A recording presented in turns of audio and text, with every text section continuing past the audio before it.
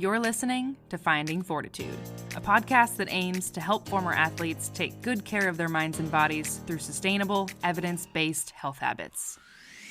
I'm your host, Dr. Tori Williams, a physical therapist, coach, and fellow former athlete who is ready to be part of the change in healthcare and who is on a mission to learn and share about all things health and well-being so that you can be equipped with the knowledge and tools to live your best life. As a reminder, nothing shared on this podcast should be considered medical advice. Let's get started.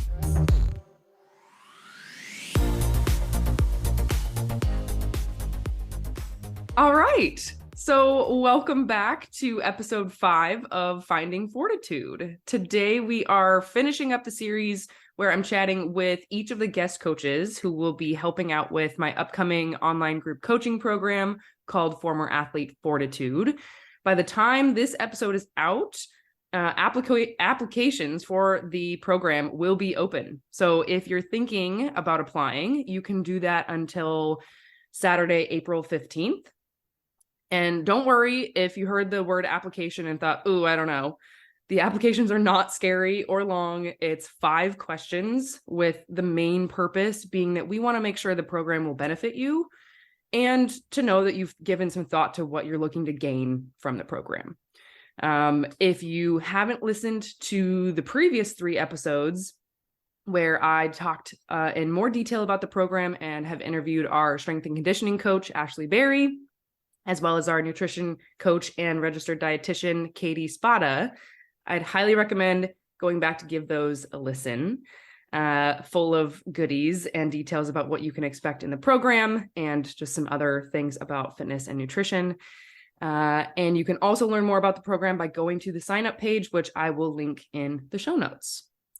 Today, though, I am joined by one of my favorite people to talk nerdy with, Jessica Batching Bunch. We could literally talk for hours, but we're going to try to do our best to keep this short and digestible today.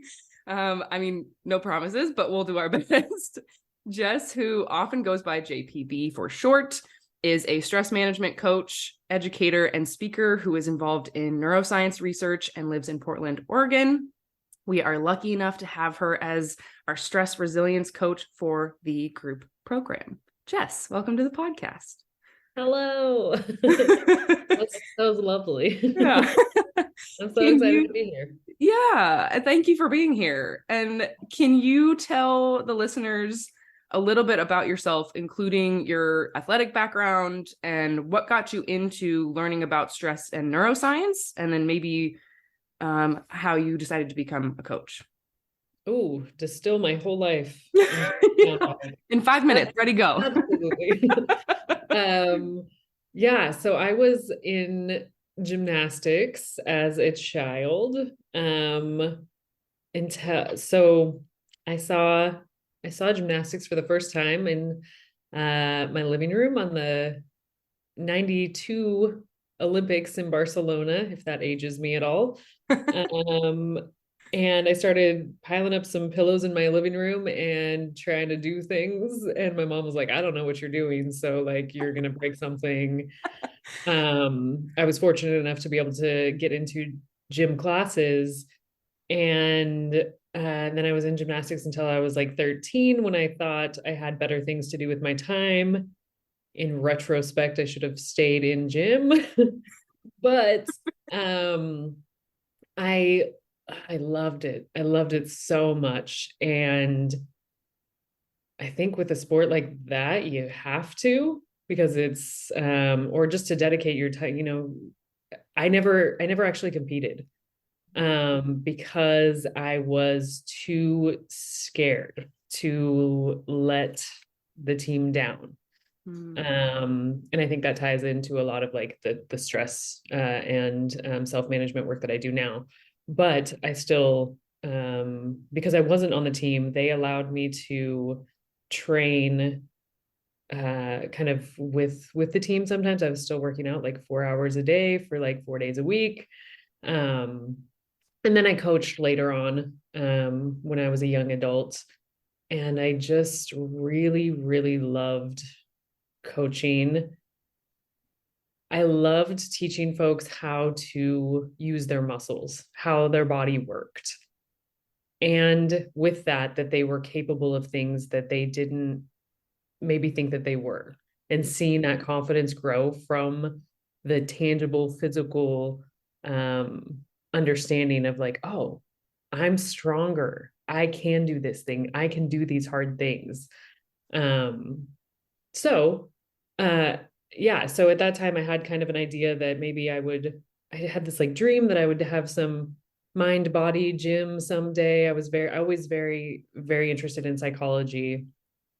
And I know life happened and I forgot about that dream. I did continue in my education in psychology, and that turned into neuropsychology because I stumbled on a class one time, and then I was like, oh, how the brain works has so much to do with these curiosities I have about like human behavior and like why we do things. And so I just really went down that nerd rabbit hole of like the biological mechanisms behind some of that. And then the stress piece, I've had a lot of stressful experiences in life, like so many people. And I had a lot of stress related illnesses when I was in my 20s. And I would go to the doctor and they would just tell me, it's stress, have less stress. And I just like left kind of infuriated. Like I didn't understand that that was possible. I didn't know what that meant. And I felt just very like dismissed. I'm like, well, my life is fucking stressful. Excuse, I don't Yes, know if that's okay. Cussing is allowed. But it just is. And so like, that's, I guess other people cannot have stress. There's some stress-free life out there, but that's not my life. And, and then I continued in my education, and I graduated and got a job in a neurodevelopmental lab, working on a brain development research project. And now I work in neuroimaging research. But along that way, I had access to more of the literature and more just a better understanding of how we work as humans.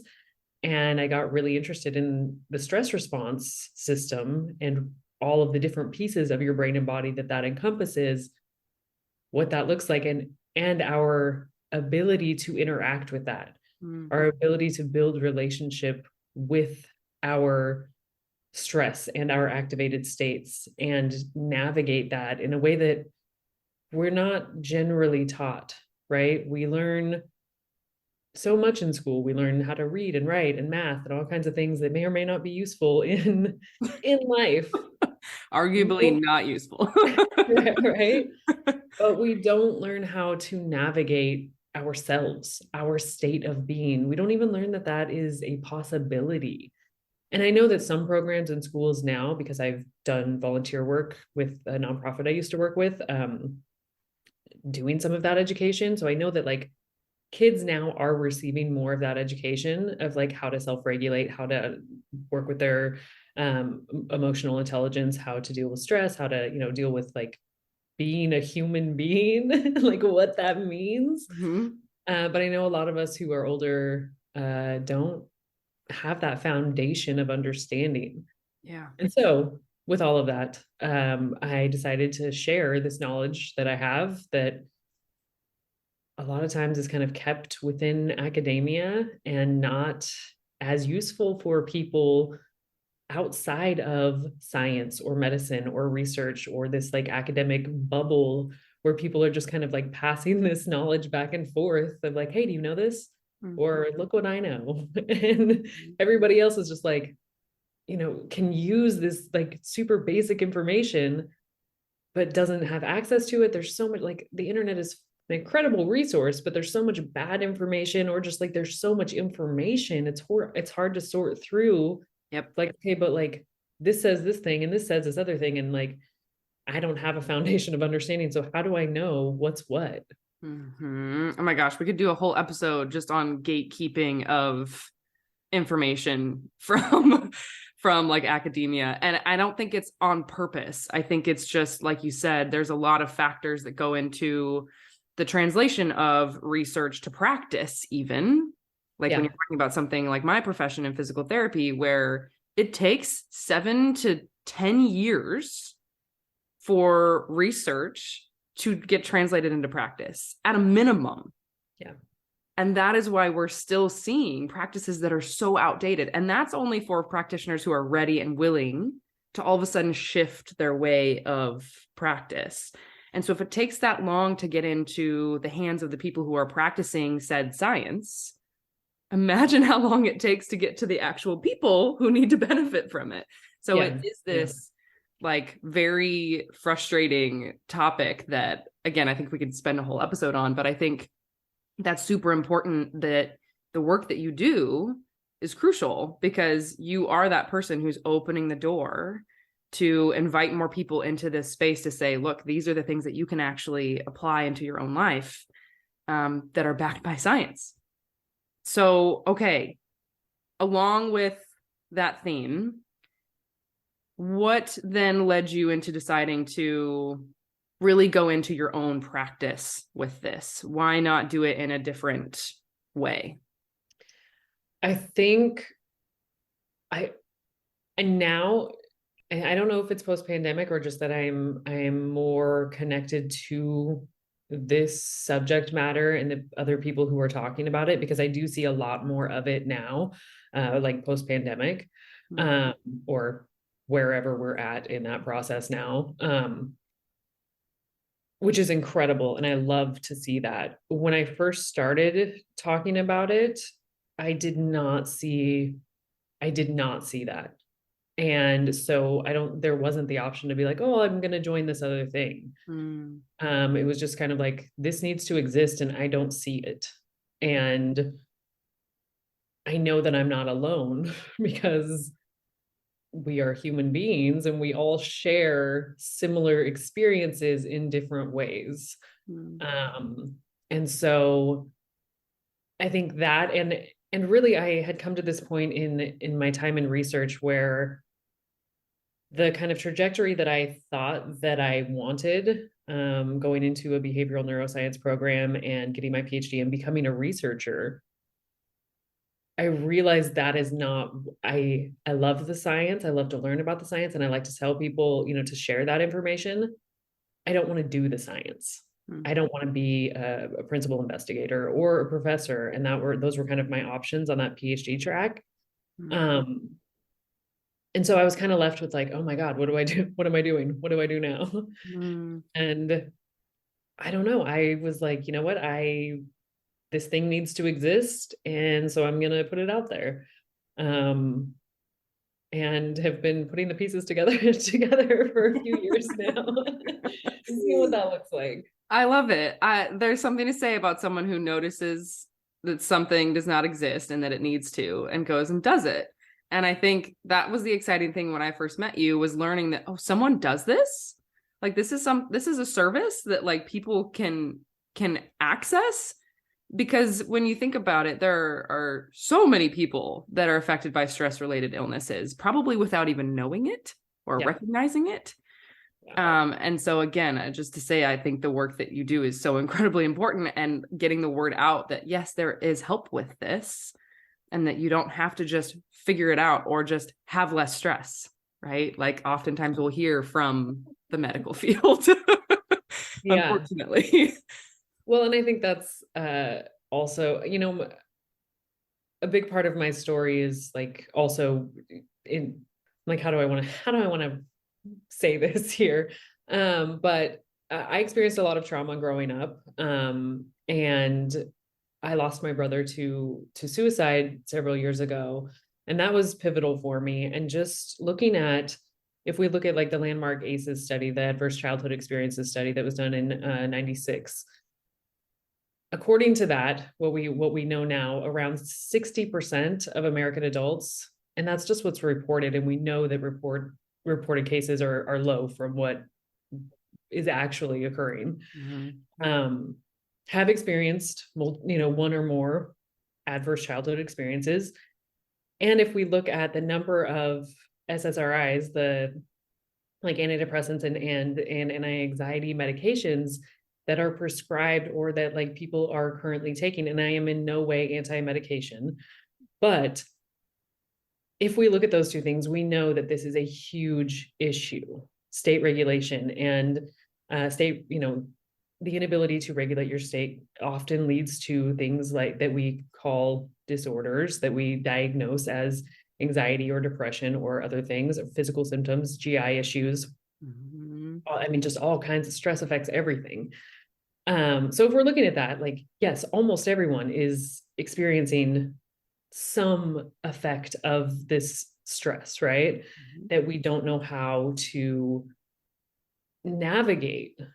And I don't want to say like control, because I think that especially when we're taught, like, I know, we're talking about like former athletes and people who have been training for so long to navigate controlling your body movements, controlling how all these things about your body.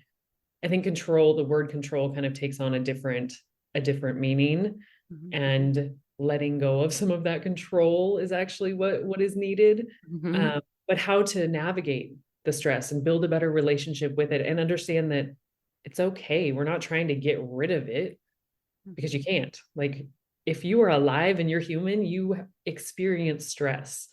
And it's not all bad. It's what helps us grow. It's what helps us change. It's what helps us adapt and get stronger and all these things. It's necessary if we have a proper relationship with it.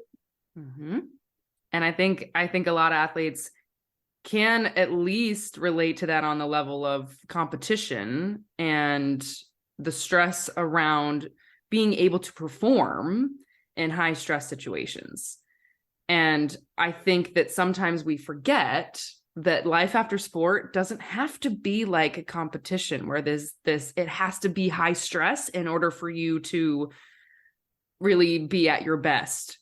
Right. And I think there's something that there needs to be a disconnect there between, I thrive in high stress situations, which, can, for some certain professions, are a good thing. Like maybe emergency medical folks and people who are in the military and things like that, which again, that's kind of a rabbit hole I won't go down. But I think that there is this, at least for me, when I experienced stress in different contexts after I retired from sport, I didn't realize that stress could be so harmful, because my entire athletic experience was, you need to be able to function well in high stress. This is just how it is. And this is what you have to do.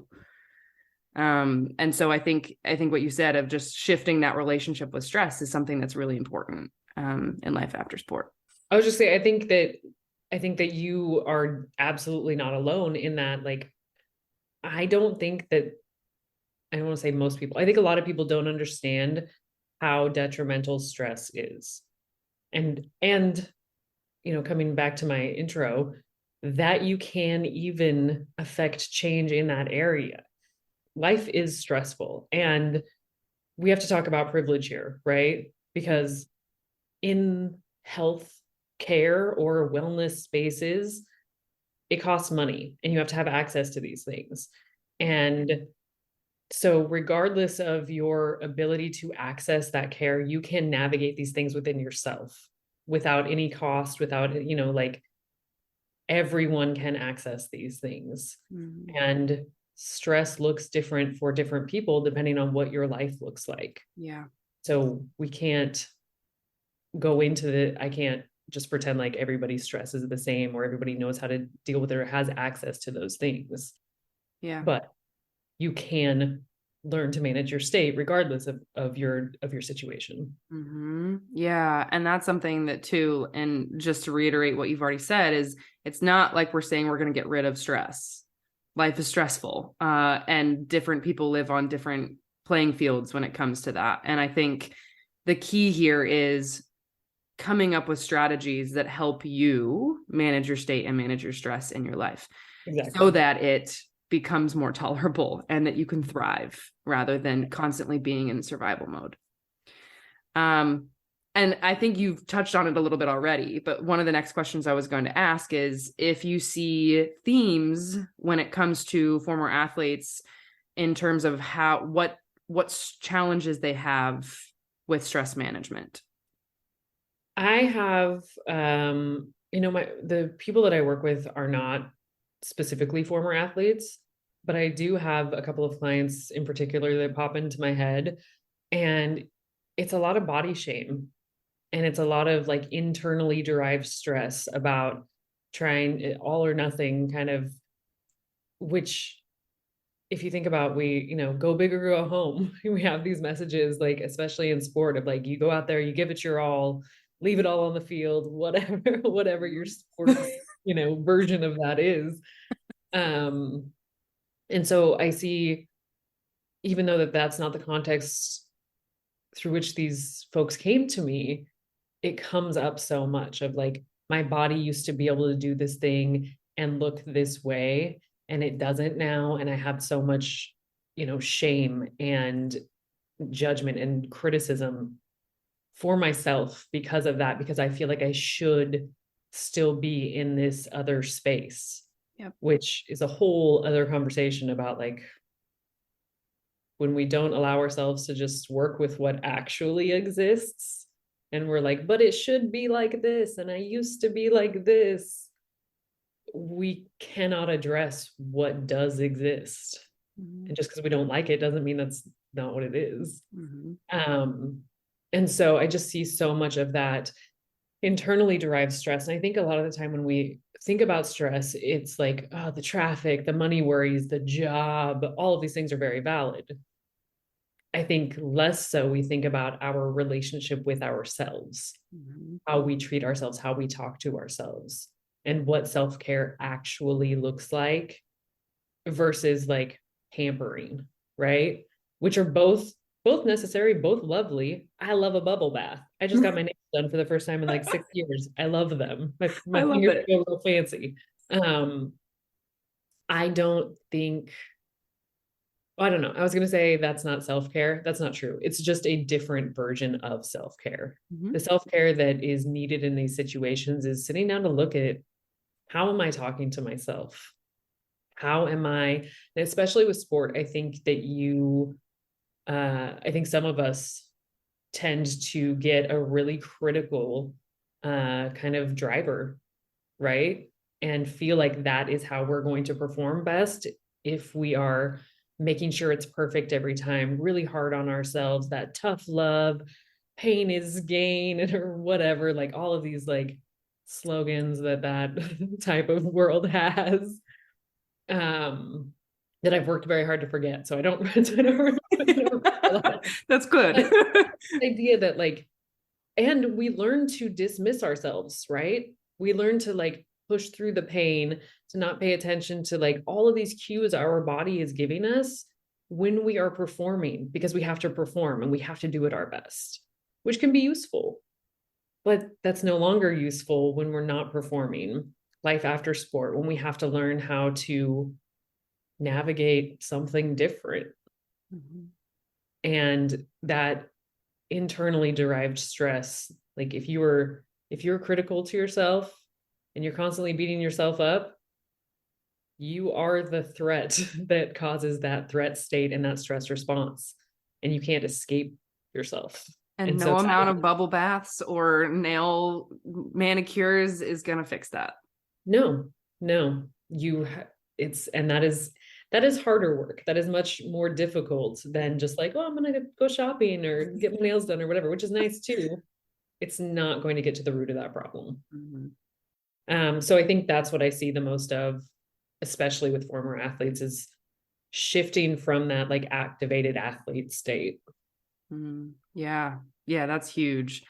And I know we'll be talking about that in our upcoming group coaching program, Former Athlete Fortitude. So would you mind giving a little bit more detail or a sneak peek into what you'll be offering during the program?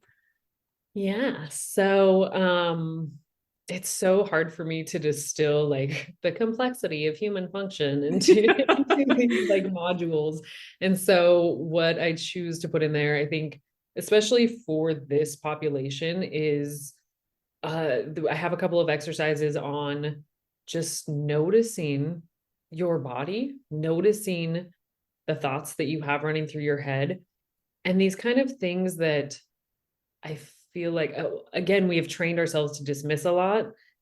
And I feel like a lot of us tend to be like, just think it's really cheesy or like stupid, or like the idea of, even still, even though I know that this is the key to uh heightened mental well-being, Mm-hmm. which also like physical and mental state are inextricably, intertwined. Mm-hmm. um but sometimes I still feel myself cringing at the idea of like self-kindness and self-compassion and all this stuff, like, oh, that sounds super cheesy and stupid.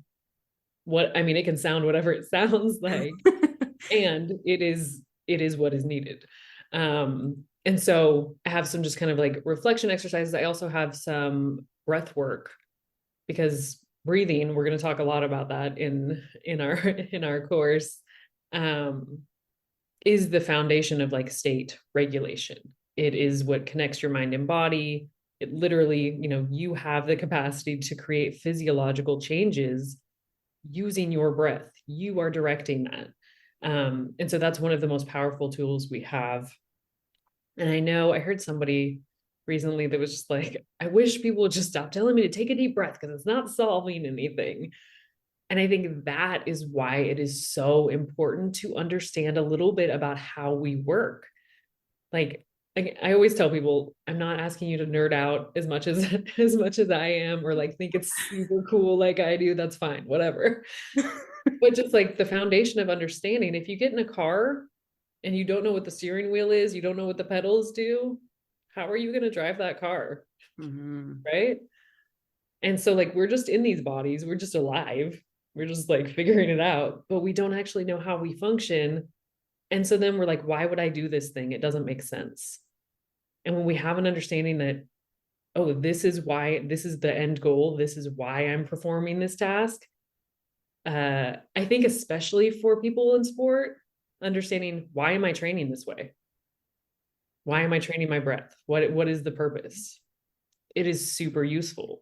Mm-hmm. So anyways, going a lot into breath and some nervous system hygiene. I'll have one of those, and that is just kind of, I'm sure that I didn't make that up, but but that's what I call just kind of daily nervous system nourishment and check-ins and micro practices throughout the day to help maintain balance in your nervous system. Mm-hmm. Just like we brush our teeth and we wash our faces and we shower and we have all of these other hygiene practices, we also have to pay attention to our internal state and maintain that. So I'll be offering a little bit about that as well. Yeah, I was thinking of you this morning as I was out walking the dogs, and I had a thought that came up that stressed me out, and I noticed it and I stopped and I just like looked around me, and it's a beautiful morning here after some treacherous weather this week. And I looked around me and I took in my environment, and I take like 3 deep breaths, and I'm like, oh my gosh, I feel so much better. and nothing has changed about that said stress, right? But just knowing that I can control how I respond to that is Yes. so empowering. This is also, I think, a piece that needs to be addressed, which I will in further detail in our program. But the idea that controlling your response does not mean ignoring how you feel about it. It doesn't mean suppressing your emotions. And I think that I've had people in, talks that I've given and stuff be like, I'm regulating my emotions all day long, and then I'm just exhausted. And I'm like, regulating your state and your emotions does not mean suppressing and not feeling them and ignoring them. And again, I think that's a big thing, especially with former athletes, where you have to put everything aside a lot of the time to train, to perform. And yeah, it's just more of like a choice of like, how do I want to feel right now? Like, do I want to be pissed? Maybe that's useful in that moment. Or can I take a deep breath and like notice the pretty little things, see the flowers, see the blue sky, whatever it is, That doesn't mean that like all these other things don't exist, but how do I want to be in this moment? Yeah. I'm really glad you brought that up. Yeah. And it's so I talked about this in I think the first episode of this podcast was the difference between like what we're taught in sport around mental and physical toughness, where often we're, for the purpose of, emotional composure or something like that, we kind of ignore emotion and how we're feeling and thoughts in the name of like staying focused. And I think what we actually need to do is build more fortitude where we're acknowledging those emotions. We're allowed to be vulnerable, and then we choose how we respond. It's a very different like state. But I think another thing that you often talk about on Instagram, and something that I found really helpful about the last, when we ran this program as a beta round last fall, is that you really hit home on the fact that when you're dealing with all of these struggles in life after sport, you're not broken, right? This doesn't mean there's something wrong with you if you're having a hard time regulating your state, or that you have stress that you can't seem to manage. And I think that's really important too. Yeah, I think that that's one of the most important things. And for sure for former athletes, but just in general, we have a very comparative society, and we have a really strange way of looking at, and maybe it's not strange, maybe it's just because we're human, I don't know, but it seems weird to me, just the way that we compare these like ideas that we have, and we see all of these representations on social media and through our fascination with celebrity and all these things of like, oh, these people have everything together, and why can't I? What's wrong with me that I can't do everything at once and still feel really great? And it's like, oh, that's not real. Nobody's doing that. Nobody is doing that. So yeah, I just think, understanding that there is nothing wrong with you. Anxiety, stress, even some depressive states, which is different than like clinical, like different forms of clinical depression. Those are all things that we just experience as human beings. There's nothing, it's normal, it's fine. And just because it's normal doesn't mean it's not hard. And that it doesn't feel shitty, and it doesn't feel like isolating and all of those things. But understanding like, okay, this is what I'm going through. It's not because I'm broken, it's because I'm experiencing this thing. And the more that we fight it, the longer it's going to hang out, because it's just like our body needs to say something. We are needing to change something or address something, right? And so if we're ignoring it and being like, oh, I wish it were different, or why am I like this? We're not giving ourselves the chance to actually explore that. Yes. One of my biggest messages is there's nothing wrong with you. This is just how we work. So how do we work with it? And that you don't need fixing. I used the word earlier when we were talking about bubble baths and manicures that won't fix it. I think fixing is the wrong word, because sometimes we don't need to fix anything. Yeah, a lot of the time it's not about fixing it. Like, you're not a robot, you're not a car, you're not like you don't need a maintenance tune-up. Like you don't need to be fixed of any kind. You need to pay attention to what you need. Like, that's really, so much of the time it is just like, what is it that I need right now? What is this state telling me that I am missing? Is it sleep? Is it movement? Is it nutrition? Is it, is it socialization?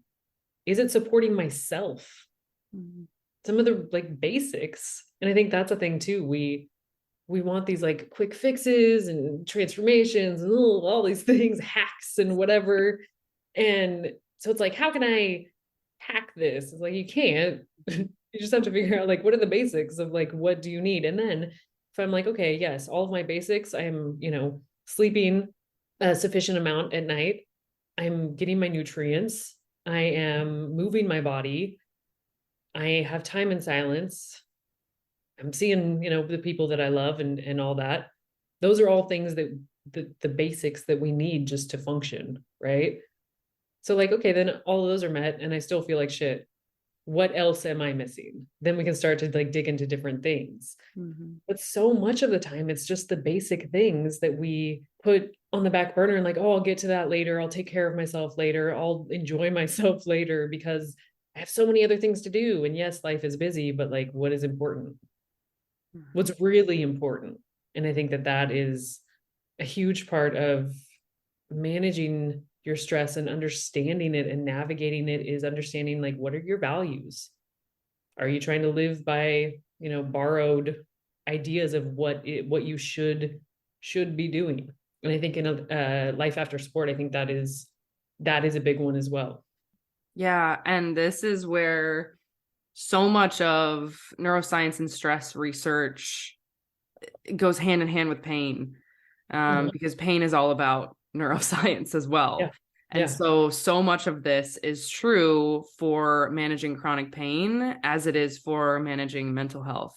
And that is why this program that we're offering is so powerful, in that if you didn't know yet, you know now that all of these realms impact one another. How you feed yourself, how you move your body, how you speak to yourself, your stress management, your pain, your rehabilitation, all of those things share commonalities and impact one or the other. So that is the goal of this program, is to provide all of those things in one container where you can take an honest look at, okay, what's the thing for me that I think is I'm either struggling with the most, or that maybe dominoes into these other areas that I need to pay more attention to, and giving you the resources and the support and the space to be able to do that in a supportive environment.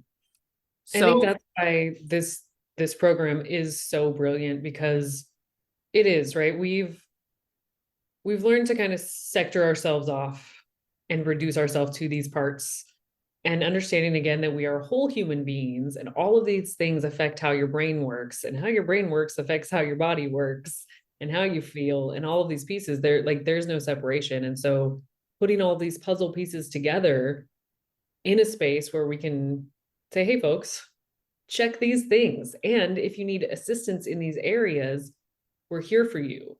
I don't know of another program that is as like holistic, which that word is I think overused and whatever, but as this program is, I think it's a fantastic resource. Mm-hmm. And I'm excited to be part of it, so thank you.